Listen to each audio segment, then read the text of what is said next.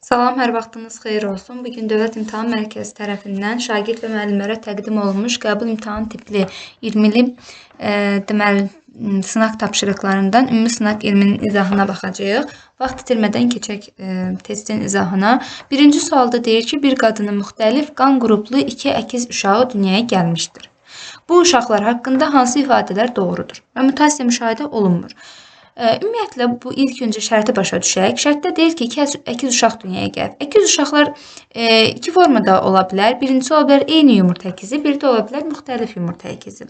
Əgər bu eyni yumurta əkizidirsə, o zaman bunun cinsiyyəti də eyni olacaq, genotipi də eyni olacaq.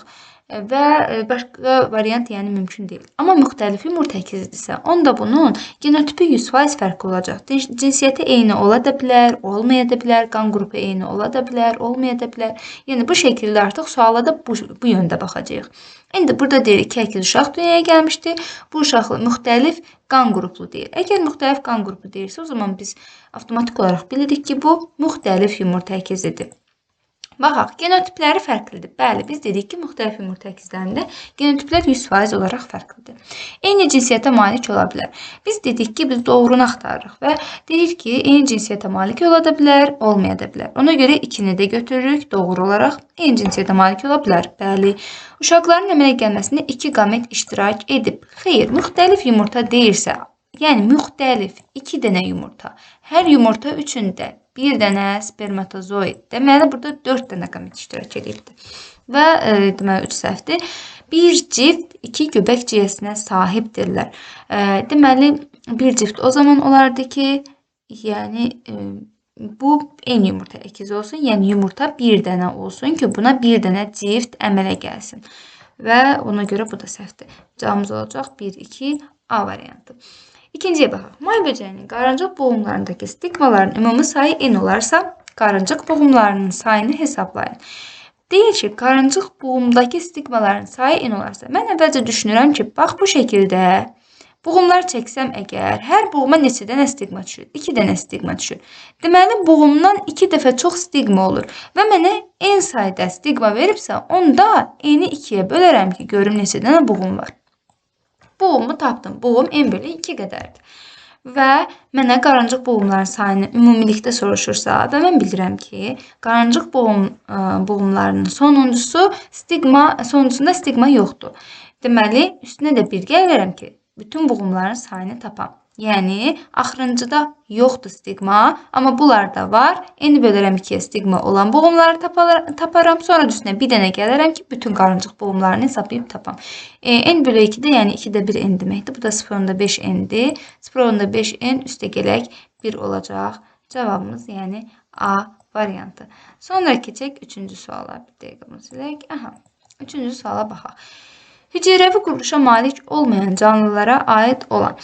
Biz deyirdik ki, hüceyrəvi quruluşa malik olmayan canlılar viruslardır. Və sadəcə hüceyrənin daxilində bu canlılıq əlaməti göstərirdi. İndi viruslara aid olanları seçəcəyik. Prokaryot orqanizmlərdir. Xeyr, biz ümumiyyətlə viruslar üçün eukaryot və prokaryot anlayışlarından istifadə etmirik. Mitoxondri rast gəlinsə də xloroplastı yoxdur. Xeyr, bu da viruslara aid deyil. Bəzi nümayəndələrin kapsidində lipid qatı ola bilər. Bəli, bu viruslara aiddir. Bir dəqiqə, hüceyrəvi quruluşa malik olmayan canlılara aid olanı seçin deyir. Bəli, bu viruslara aiddir ki, bəzi nümayəndələrinin kapsidində, yəni ki, bunun zülal örtüyündə xaricində lipidlərə rast gəlinir. Məsələn, hepatit C virusu xaricində kapsidində lipidlərə rast gəlinən viruslardan da cavab olacaq C bəndi.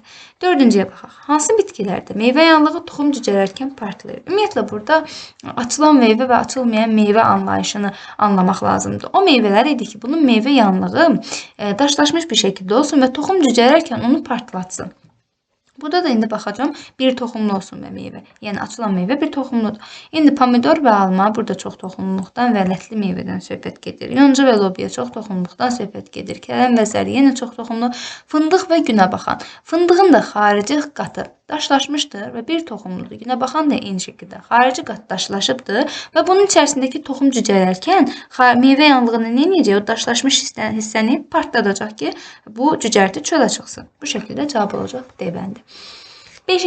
Yastı qurtlar tipinin nümayəndələrindən hansına insanın həm kiçik, həm də böyük qan dövranında rast gələ bilər? Ümumiyyətlə biz qurtları keçərkən öyrənirik ki, orada insan askaridi və exnokok həm kiçik, həm də böyük qan dövranında rast gəlinir. Niyə? Askarid gedər, ağciyərdə yuva qurar, eyni şəkildə exnokok da sülfəsi gedər, ağciyərdə qovuqcuqlar əmələ gətirir. Məsələn, qaraciyər, sorucu qaraciyərdən başqa bir orqana getmir. Malyariya paraziti qaraciyərdə və qanda ümumiyyətlə deməli parazit törətsə də bu yastı qurtlardan danışır. Malyariya ümumiyyətlə qurt deyil. Öküz soliteri isə ümumiyyətlə öküz soyu qan dövranına daxil olmur. Yəni bu bağırsaqda qalır. Burada askarit ilə exnokok arasında qalırıq. Askarit deyirik, yastı qurtlara aid deyil, sap qurtlara aiddir. Askarit də çıxır. Bizə qalır təbii ki exnokok. Həm böyük qan dövranında, həm kiçik qan dövranında rast gəlinəcək. Məsələn, qaraciyərdə də qovuqcuq əmələ gətirə bilər, ağciyərdə də. Ağciyərdə olacaqsa kiçik qan dövranıdır, qaraciyərdə xəstəyə törədəcəksə olacaq böyük qan dövranı. Bu şəkildə. 6-cı suala baxaq. Aminturşun mübadiləsinin pozulması nəticəsində əmələ gələn xəstəliklərin əlamətləri hansı bənddə düzgün göstərilib? Aha, baxaq. Qlukozuriya, hemoqlobin azlığı. Xeyr, qlukozuriya bilirik ki, sidikli şəkərə rastlanmaqdır. Yəni daha doğrusu şəkərin sidik vasitəsilə ifraz olunmasıdır. Yəni bu aid deyil. Triptofan çatışmazlığı ciddi arıqlama. Bəli, bax bu olacaq. Triptofan çatışmazlığı zamanı insanda ciddi arıqlama baş verir. Lizin çatışmazlığı sidikli şəkərin miqdarının çox olması. Xeyr, bu qlukozuriyanın əlamətidir. Az öncə dediyimiz. Histidin çatışmazlığı qanda leykosit azlığı. Xeyr, histidin çatışmazlığı hemoqlobin azlığına gətirib çıxaracaq. Leykoz qanın tez laxtalanması. Əlbəttə ki, bilirik ki, qanın tez laxtalanması deyə, yəni leykoz deyil, leykoz qan xərçəngidir. Bu da aid deyil. Burada cavab olacaq B variantı. Ümumiyyətlə, bunların hamısının izahını verməyə çalışdım ki, hər biri haqqında məlumatımız olsun. Yoxsa, əlbəttə ki, burada aminturşun mübadiləsinin pozulması xəstəliyini birbaşa histidin, lizin və triptofan olaraq götürüb, onların arasından da seçə bilərdik. Digərləri aminturşun çatışmazlığına aid xəstəliklər deyil. Sonra 7-ciyə baxaq. İnsanın sümük toxuması üçün hansı ifadə doğru deyil? Birləşdirici toxumanın bir növüdür, düzdür. 3/1 hissəsinin sümük hüceyrələri təşkil edir, düzdür. Hüceyrələrində çıxıntılar olur, bəli. Sümük toxumasında çıxıntılar var idi. Eyni şəkildə sinir toxuması ilə bu oxşar cəhəti idi, amma sinir toxuması kimi impuls ötürmürdü deyirdik. Sonra D variantı tərkibində hüceyrə arası maddənin miqdarı sümük hüceyrələrinin miqdarından 2 dəfə azdır. Xeyr, hüceyrə arası maddə çoxdur. 2 dəfə sümük hüceyrəsindən çoxdur. Ona görə cavab olacaq D. E də onun əksidir və E-ni də əlbəttə ki, doğru olaraq götürəcək. Şəkildə təsvir olunan bu təcrübəni aparmış Weizmann hansı alimin fikirlərini təqzib etmişdi? Fikir verərək Weizmann nə edibdir? Quyruqlarını kəsibdir, siçanlarını çarpazlaşdırıbdır və əmələ gələn siçan yenə quyruğu uzun olubdur. Bu Weizmann bunu 3-4 dəfə təkrarlayır və yenə əmələ gələn siçan quyruğu uzun olur. Və bununla da Lamarck'ın bizə daxili mil deməli fikirlərini artıq səhv çıxardır, yəni təqzib edir. Lamarck deyirdi ki, əgər bir canlı daxili meyl və məşq etmə ilə bir əlamət qazanırsa, bu onun nəsillərinə də keçir. Məsələn, zürafə boyunu çox uzadıb ki, hündürdəki ağacdakı yarpaqları yesin, sonra ondan sonraki nəsillərdə ona görə uzun boylu olubdur və bu fikir əlbəttə ki, Weizmann bu təcrübəsi ilə deməli təqzib etmişdir. Sonra gen mühəndisliyinə aiddir. Bağırsaq çöpü bakteriyasının genotipinə insulin sintez edən genin daxil edilməsi. Bəli, bu gen mühəndisliyidir. Elə A bəndi. Kartop pomidor hibridi hüceyrə mühəndisliyidir. Alma albalı hibridi hüceyrə mühəndisliyidir. Xüsusi mühitdə bakteriya və maya göbələklərinin çoxaldılması. Bu da deməli aid hüceyrə mühəndisliyi. Xərçəng şişi və limfositlərin bitləşməsi hüceyrə mühəndisliyinə aiddir. Burada cavab olacaq A bəndi. Çünki elə söhbət gendən gedir. Deməli, 10. İnsanda ciftin yaranması ilə başlayan bətin daxili dövr necə adlanır və bu dövr özündən əvvəlki inkişaf dövründən neçə ay uzun çəkir? Cift yarandığı anda artıq rüşeym dövrü bitir, keçirik döl dövrünə. Döl dövrünə keçirik və döl dövrü deyirdik ki, ümumilikdə 7 ay çəkir. Rüşeym dövrü də 2 ay çəkir. Əlbəttə ki, 2 ilə 7-nin arasındakı fərq, yəni neçə ay uzun çəkirdirsə 5 ay uzun çəkir. C bənd. Sonra 11. Xromosom dəstinin sxemi verilmiş şəxsdə hansı əlamətlərə rast gəlinir? Aha, biz trisomiyaya baxırıq. Yəni bu bir xəstəlikdir. Burada 13-cü cüt xromosomda artıqlıq görürük. Deməli, bu Patau sindromudur. Əgər bu 18-ci cütdə olsaydı Edward, 21-ci cütdə olsaydı Down sindromu olduğunu deyəcəyik. İndi Patau sindromuna aid olan əlaməti seçək. Boyun izələrin çiyinə qədər genişlənmiş olur. Bu, Şeşevski-Ternerə aiddir. Ürək kameralarının ara kəsmələrində qüsurlar olur. Bəli, bu Patauya aiddir. Sifət yastı, göz yarıqları dar olur. Bu Down sindromudur. Cinsiyyət vəzləri olmur. Şeşevski-Ternerdir. Xromosom dəstinin 180 dərəcə çevrilməsi. Ümumiyyətlə, burada 180 dərəcə çevrilmə yoxdur, amma bu T-leykoz virusuna, daha doğrusu leykoz xəstəliyinə aiddir. Bu da olacaq E bəndi. E bəndi, yəni olmayacaq, cavab olacaq B bəndi. 12-yə baxaq. Hüceyrə divarına malikdir. Nüvəsi yoxdur, spor da əmələ gətirmir. Nüvəsi olmayan hüceyrə divarı olan deyəcəyik bakteriyadır. Və ümumiyyətlə hüceyrə divarı 3 aləmdə rast gəlinir. Bakteriya, göbələk və bitki. Heyvanda hüceyrə divarı yox idi. İndi burada nüvəsi olmayan hansıdır? Bakteriyadır. Spor əmələ gətirməyən bakteriyamızda bunu əzbər bir şəkildə bilirik ki, salmonella idi. 10-ca baxaq. Cədvəldə mikroorqanizmlərin qidalanma xüsusiyyətləri verilmişdir. Bu əlamətlərə əsasən hansı ifadə doğru deyil? Doğru olmayan axtaracağıq. Baxaq birinci. Azot mənimsəməsinə görə aminoavtotrof, aminoheterotrof. İndi bu aminoavtotrof nə idi? Aminoheterotrof nə idi? Ümumiyyətlə, aminoavtotroflar azotu amonium duzlarından və yaxud da havadan aldığı halda aminoheterotroflar hazır şəkildə zülallardan və amin turşulardan alırdı. İndi baxaq, görək nə uyğun gəlir. X-ə baxaq, Y-ə baxaq da. Y canlısı zülal sintezi üçün azot mənbəyi amin turşular ola bilər. Bəli, ola bilər dedik, amin turşu və zülal ola bilər. Deməli, X canlısı zülal sintezi üçün amonium duzlarından istifadə edə bilər. Bəli, istifadə edə bilər. Y qida zəncirində redüsent ola bilər. Ola bilər, parçalayır. X canlısı zülal sintezi üçün azot mənbəyi olaraq yalnız havanın azotundan istifadə edir. Deməli, bu olacaq. Çünki amonium duzlarından da istifadə edir. İndi Y canlısının zülal sintezi üçün azot mənbəyi zülallar ola bilər. Bəli, bu da Y də düzdür. Qalır D. Deməli, D həqiqətən də doğru variantdır. Çünki həm havanın azotundan, həm də amonium duzlarından istifadə edə bilər aminoavtotroflar. Cavab olacaq D bəndi. Ağızcıqları yarpağın həm üst, həm də alt tərəfində yerləşən bitkinin seleksiyası ilə məşğul olmuş alim.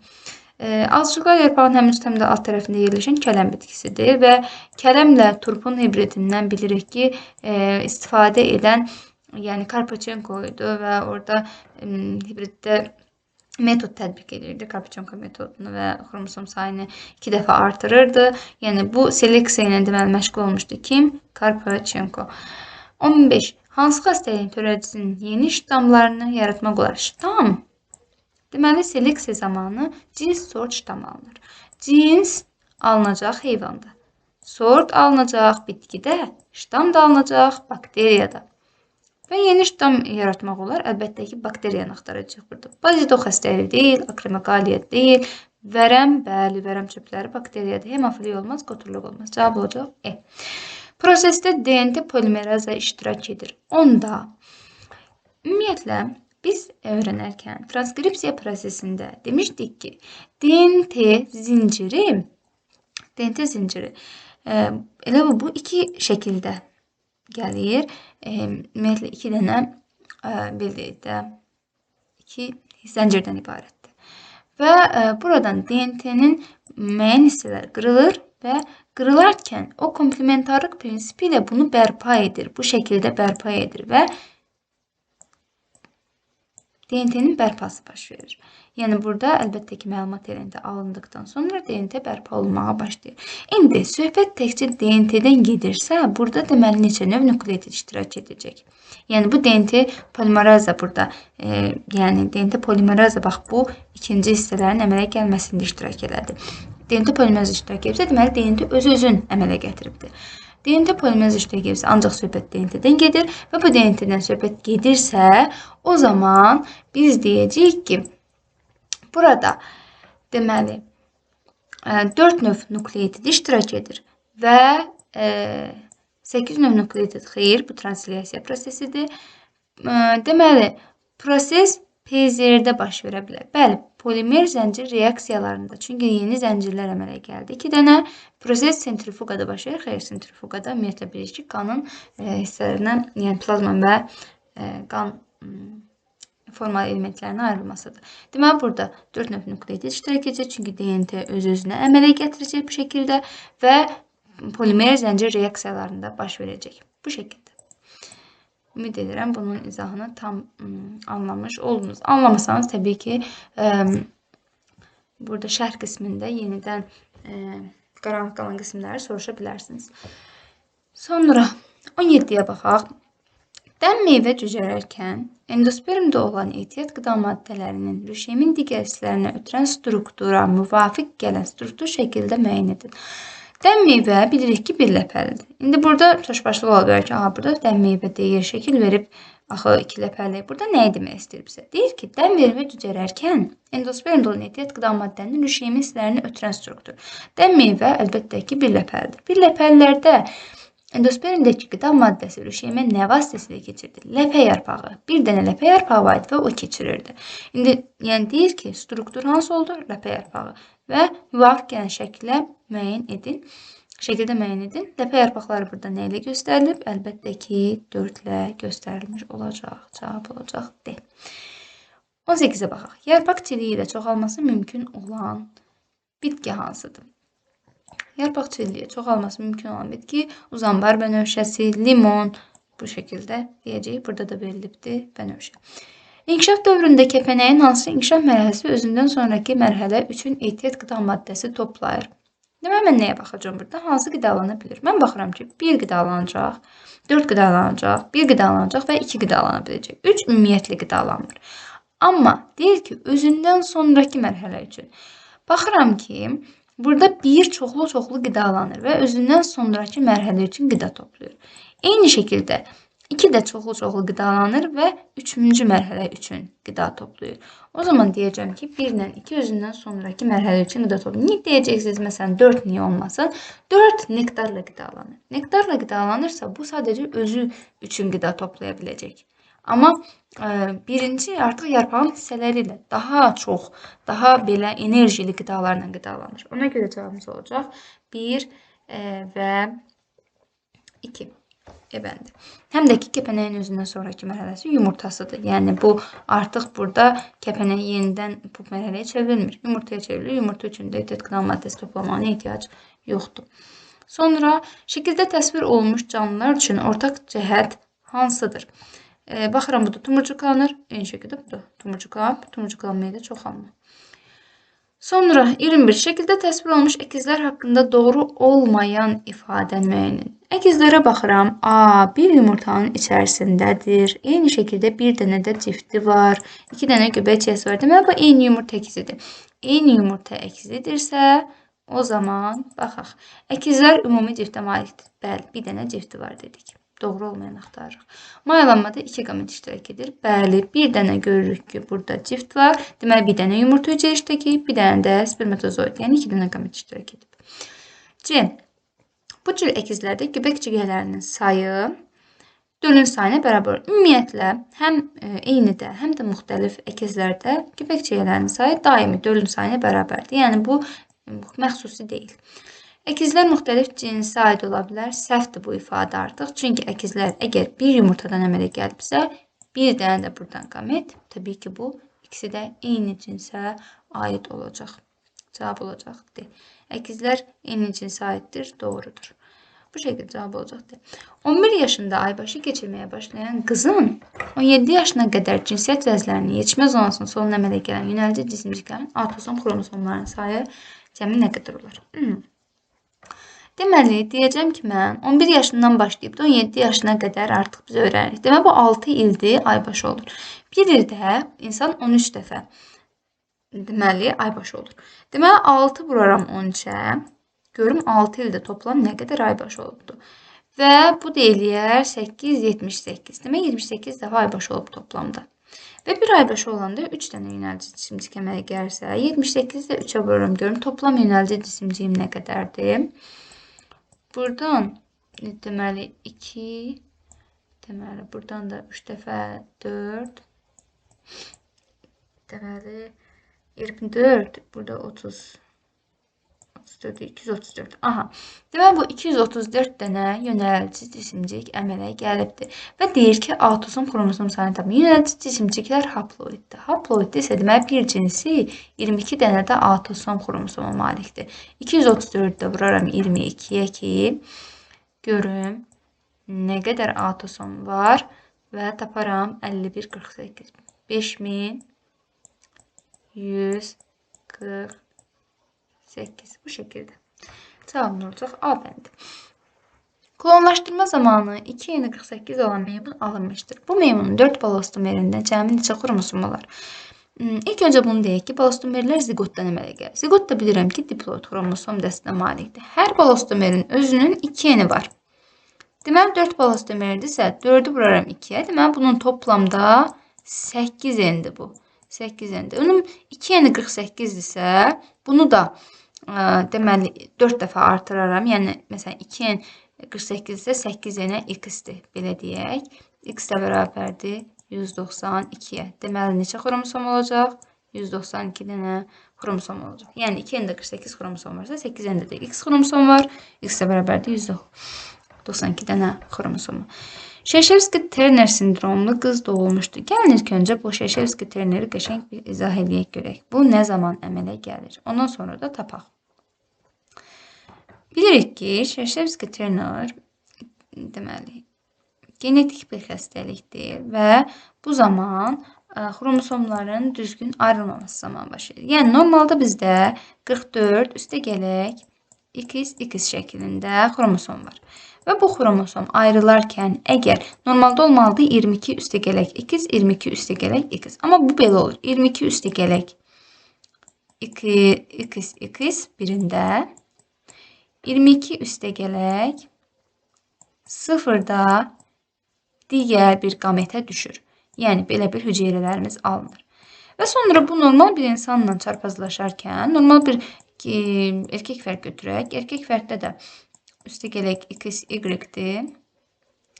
Və mənə deyir ki, qız doğulubdur. Qız doğulubsa bu yaxına təbii ki 22 üstə gələk X bir dənə xromosom hüceyrədə alınacaq. 22 üstə gələk Y-də bir qametdə alınacaq. Və qız doğulmaq üçün bax bu ikisi birləşməlidir ki, bu Şeşevski-Terner sindromlu qız olsun. Həm desəniz ki, müəllim, bəs bunlar birləşsəydi nə olardı? Bunlar birləşsəydi nə olardı? O zaman bu Klinefelter olardı.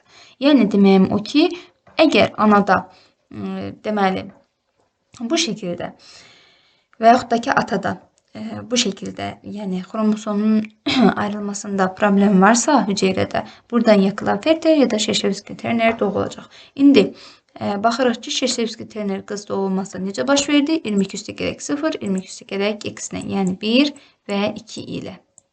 Yəni bunun da tam açılışı bu şəkildə izah olunacaq. Sonra 25. Y cinsiyyət xromosomlu qameti qamçılı olan canlılar. Y cinsiyyət xromosomu qamçılıdırsa, deməli bu nədir? Erkək heteroqametdir. Biz bilirik ki, sürünənlərdən və quşlardan başqa bütün canlılar erkək heteroqametdir. Onda sürünən və quşu silirəm buradan. Yerdə nə qaldı? 1, 2, 5. Deməli cavabım olacaq. 1, 2, 5-dəki bütün erkəklər Y-ə malikdir. 26-ya baxaq. Sürünən gövdəyə malik olan bitkilər müəyyən edin. Nə botanikaya aiddir. Botanika bölməsi bilir ki, başdan ayağa əzbərdir. Burada lobya sürünən gövdəyə aid olmaz. Bəli, 3 yarpaq yonca sürünən gövdədir. Üzüm sürünən gövdəyə aid olmaz. 4, 5. Yemişlə çiyələk də sürünən gövdəyə aid ola bilməz. Bilər, daha doğrusu. Üzüm aid olmaz. Bu şəkildə 2, 4, 5 olacaq cavabımız. Uyğunluğu müəyyən edin. Sterilizasiya və dezinfeksiya. Bunun çox sadə bir yolu var. Sterilizasiya deyirsə, dezinfeksiya deyirsə əgər kimyəvi maddələri seçirik, yazırıq bunun qarşısından. Sterilizasiya deyirsə buxarda günəş şüasız bu şəkildə düşünürük. İndi dezinfeksiya deyirsə kimyəvi maddələr. Yoddur, yod kimyəvi maddədir. Olacaq A. Tibi obadıqların yüksək temperaturasıdır. Deməli, sterilizasiyadır. Bu kimyəvi maddədən danışmadıq ki, yox. Zədələnmiş nahiyyə turnagon. Bu ümumiyyətlə heç birinə aid deyil. Bu təcili tibbi yardımdır. Yəni bunun sterilizasiya, dezinfeksiya aidiyyəti yoxdur. Yaşayış yerlərinin xlorlanması. Xlor kimyəvi maddədir. Ona görə də aid edəcəm dezinfeksiya. Konservləşdirmə zamanı qabların qaynar buxara verilməsi. Buxardan söhbət gedir. Yəni heç bir kimyəvi maddədən söhbət getmir. Ona görə də cavab olacaq. Deməli, sterilizasiya. Deməli, sterilizasiya aid oldu. B, E, dezinfeksiya aid oldu. A, D. Sonra baxaq 28-dən 30-a qədərki suallarımıza, yəni situasiyamıza. Situasiyamızda deyir ki, uşaqlar şəkildə göstərilən bitkiləri müəllimlərin göstərişi ilə qruplaşdırırlar. Bu zaman onlar bu bitkiləri A və B qruplarına bölürlər.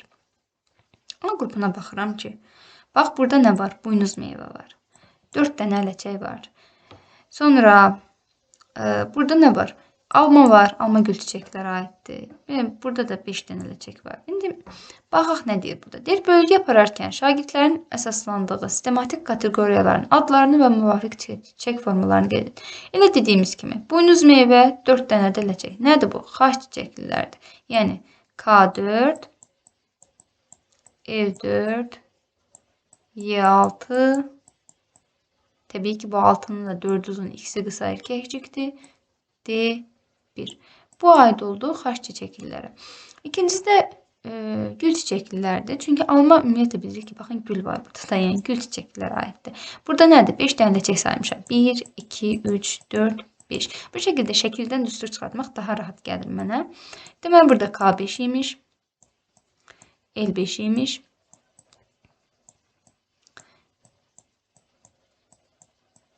Y sonsuz. D sonsuz və yaxud da ki, D1 imiş deyirik. Bu şəkildə.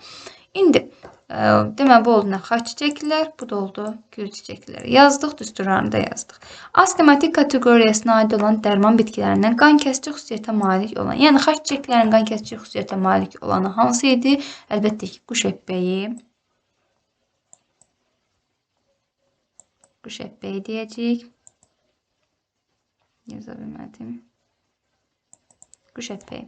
Tənəffüs yolları xəstəliklər müalicəsində istifadə olunan nümayəndəsi də ağ turp olacaq. Dəqiqə. Ağ turp. Bu şəkildə. İkisini də yazdıq. B qrupuna aid olan 8 çiçəkdə. B-də nə var? Deməli, gül çiçəkləri. 8 çiçəkdə ləçək sayı A qrupuna aid neçə çiçəkdə olar? Deməli, ləçək B qrupunda bir çiçəyində 5 dənə ləçək varsa, 8 dənə çiçəyində 40 dənə ləçək olacaq. Deməli, söhbət 40 ləçəkdən gedir.